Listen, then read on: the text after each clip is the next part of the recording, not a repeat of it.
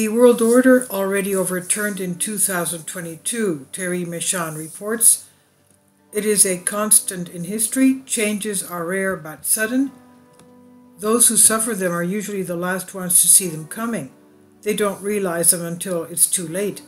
Contrary to the static picture that reigns in the West, international relations have been turned upside down in 2022, mainly to the detriment of the United States, the United Kingdom, and France, often to the benefit of China and Russia. With their eyes fixed on Ukraine, Westerners do not perceive the redistribution of cards. It's rare for international relations to be as turbulent as they were in 2022, and it's not over. The process that has begun will not stop, even if events come to disrupt it and possibly stop it for a few years. The dominance of the West, hence both the United States and former European colonial powers, mainly the United Kingdom, France, and Spain, and Asia, Japan, is coming to an end. No one obeys a leader anymore, including the states that remain vassals of Washington. Each begins henceforth to think for himself. We have not yet reached the multipolar world that Russia and China are trying to create, but we see it being built.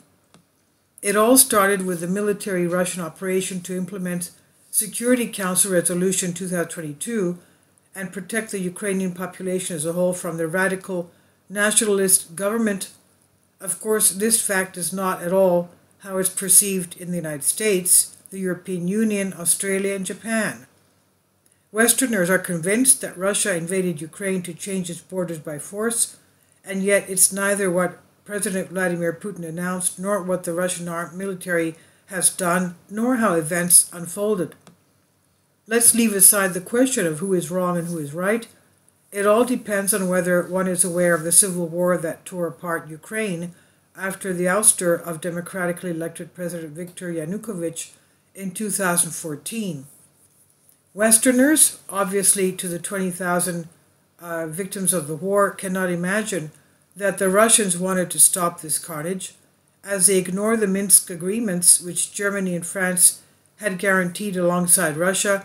They cannot accept that Russia has implemented the responsibility to protect, quote-unquote, declared by the United Nations in 2005.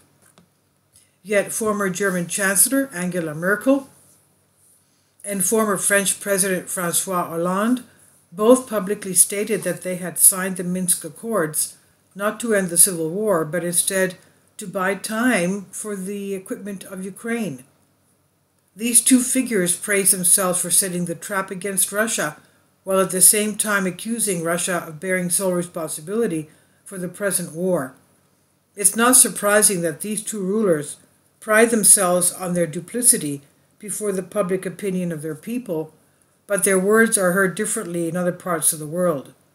To the majority of humanity, Westerners show their true colors.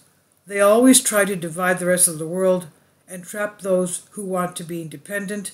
They talk about peace, but they incite wars. It's a mistake to imagine that the strongest always want to impose his will on others. This Western attitude is rarely shared with other people. Cooperation proved more effective than exploitation and the revolutions it causes. It's a message that the Chinese tried to spread by talking about win-win relations.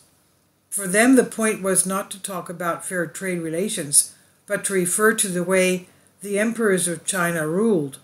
When an emperor issued an edict, he had to make sure that the governors of every province, including those who were not affected, followed it from this decision. They showed the latter that they had not forgotten them by offering each a gift. In 10 months, the rest of the world, that is, the vast majority of it, opened its eyes. If on October 13, 143 states followed the Western narrative and condemned the Russian aggression, they would no longer have a majority in the General Assembly to vote that way today. The vote on December 30th for a resolution asking the United Nations Internal Court, the International Court of Justice, to declare Israel's occupation of the Palestinian territories an occupation is proof of this. The General Assembly is no longer surrendering to the Western disorder of the world. 11 African states, which have so far been in France's orbit, have resorted to the Russian army or to a private Russian military company to ensure their safety. They no longer believe in the sincerity of France and the United States. Other states also know that Western protection against jihadists goes hand in hand with covert Western support for jihadists. They are publicly concerned about the mass transfer of weapons destined for Ukraine to jihadists in the Sahel or the Boko Haram, to the point that the U.S. Department of Defense has appointed a monitoring mission to verify what happens to weapons destined for Ukraine, as a way as any to bury the problem and prevent Congress from interfering with these dark schemes. In the Middle East, NATO member Turkey is playing a delicate game halfway between its U.S. ally and its Russian partner. Turkey has long understood that it would never join the European Union, and more recently it was no longer expected to restore its empire over the Arabs. As such, it gravitates towards Europe, such as Bulgaria, Hungary, and Kosovo, and Asia, such as Azerbaijan, Turkmenistan, Uzbekistan, Kazakhstan, and Kyrgyzstan, states of Turkish culture rather than Turkish-speaking, such as the Chinese Uyghurs. And suddenly, Turkey reconciles with Damascus, Syria, and prepares to leave the West for the East. China's arrival in the Gulf, on the occasions of the Riyadh summit, turned the tables on this region of the world. The Arab states saw that China was reasonable, that it was helping them make peace with their Persian neighbors. However, Iran is an ally of China for millennia, but it defends it without letting it pass its excesses. They measured the difference between the Westerners, who on the contrary since 1979 have not stopped dividing them and encouraging them in wars among themselves. India and Iran are doubling down on contacts with Russia to build a transport corridor that will allow them to trade despite the Western economic war presented in the West as sanctions, even though they are illegal under international law. Already, Mumbai is connected to the south of Russia, and soon to Moscow and St. Petersburg. This makes Russia and China complementary. Beijing is building roads in Eurasia from east to west, Moscow according to their meridians. China, for whom this war is a disaster that derails its plans to build the Silk Roads, never bought into the Western narrative. China is a former victim of Russia, which in the 19th century was involved in the occupation of Tianjin and Wuhan, Hankou, but also knows that the West will do anything to exploit them both. It looks back on its past occupation to realize that its destiny is bound up with that of Russia. She does not understand much about Ukrainian affairs, but she knows that her vision of the organization of international relations can only be created if Russia triumphs. As such, it has no desire to fight on Russia's side, but will intervene if the latter is threatened. This reorientation of the world is very visible in governmental institutions. The West humiliated Russia at the Council of Europe until Moscow abandoned it. To their surprise, Russia does not stop there. It's withdrawing one by one from all the agreements that had been concluded within the framework of the Council of Europe in all kinds of fields, from sports to culture. Westerners suddenly realize that they have been deprived of a generous and cultured partner. It's expected to continue in all their intergovernmental organizations, starting with the United Nations.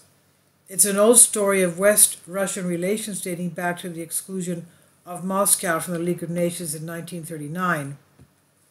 Then the Soviets, worried about the possible Nazi attack on Leningrad, which is today St. Petersburg, asked Finland to lease support of Hankou. However, as negotiations dragged on, they invaded Finland, not to annex it, but to station their navy at Hankou. This precedent is taught today as an example of Russian imperialism, while President Urho Kekkonen himself acknowledged that the Soviet attitude was understandable. Let's go back to the United Nations. The exclusion of Russia could not be possible until after the adoption of a reform of the statute by the General Assembly. It was possible in October, but not anymore today. This plan is accompanied by reinterpretation of the history and nature of the United Nations. It claims that membership in the organization prohibits war. This is nonsense. Members in the UN mandates the maintenance of international peace and security, but people being what they are, it allows the use of force in some conditions. Sometimes this authorization even becomes an obligation under the responsibility to protect. It's exactly what Russia is doing to the people of Donbass and Novorossiya. Note that Moscow is not blind and retreated regarding the right bank, northern part of the city of Kherson. The Russian general staff retreated behind the natural border, the Dnieper River, finding it impossible to defend the other part of the city against the Western armies. And this despite the fact that the population of the entire city has voted in a referendum to join the Russian Federation. There has never been a Russian defeat in Kherson, but that does not stop Westerners from talking about recapturing it from the Zelensky regime. Above all, they overshadow the functioning of the UN by calling into question the role of the Security Council. When the organization was founded, it was a matter of recognizing the equality between each state in the General Assembly and giving the great powers of the time the ability to prevent conflicts at the helm of the Security Council. The latter is not a place of democracy, but of consensus. No decision can be taken without the agreement of all its 5 permanent members. We pretend to be surprised that they cannot condemn Russia, but is anyone surprised that the United States, the United Kingdom, and sometimes France have not been condemned for their illegal wars in Kosovo, Afghanistan, Iraq, and Libya? Without the right of veto, the UN will become a completely ineffective assembly. However, this idea is gaining ground in the West. Furthermore, it would be absurd to think that China, the world's leading trading power, would remain in the UN, from which Russia, the world's leading military power, would be excluded. China will not play the guarantor in an operation against its ally because it's convinced that its death will be the prelude to its own death. That's why the Russians and Chinese are preparing other institutions that will only show if the UN is degenerated, if it turns into a monochrome assembly, and thus loses its ability to prevent conflicts. We realize that the only possible way out is for Westerners to accept being just what they are, but for now they are unable to do so. They distort reality in hopes of maintaining their centuries of dominance. This game is over, both because they are tired and mostly because the rest of the world has converted. This is by Thierry Meychan, and I've translated for you from a Greek article. Please leave your comments. Thank you for your support. Kindly support my Patreon account. The daily posts are 5 videos daily, and they are totally different from what I have on my YouTube channel. Thank you so much for your support and that you find all my content so interesting. You'll find the Patreon account details in the description box.